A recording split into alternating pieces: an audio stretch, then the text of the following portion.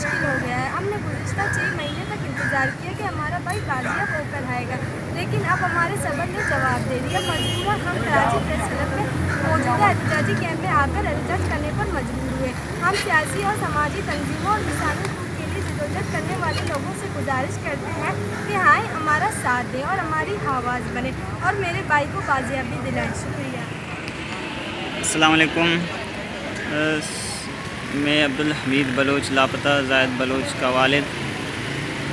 ہم زاہد علی بلوچ کی عدم بازیابی کے خلاف لگائے گئے ہمارے احتجاجی کیمپ کا آج 16واں دن ہے۔ آج 16 دن میں داخل ہوا ہے کیمپ، اور آج کیمپ میں گزشتہ 6 مہینے سے لاپتہ سرفراز ولد نواز بلوچ کی والدہ اور بہن بھی آ گئی ہیں اور انہوں نے کیمپ جوائن کیے۔ اور سرفراز بلوچ کو رواں ماہ فروری میں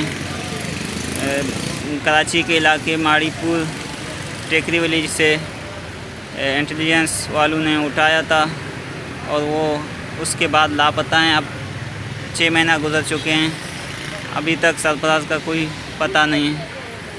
واضح ہے کہ میرے بیٹے زاہد علی بلوچ کو لاپتہ ہوئے آج 36 دن ہو چکے ہیں۔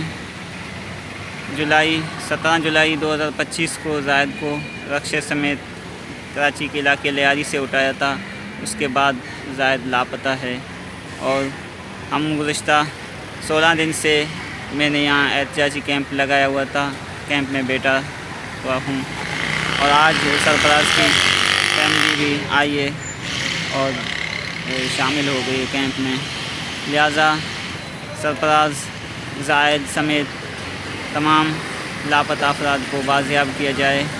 ہم حکام اعلیٰ سے گزارش کرتے ہیں کہ زاہد علی بلوچ اور سرفراز بلوچ کو فعل پور بازیاب کر کے ہمیں اس پریشانی اور اذیت سے نجات دلائی جائے۔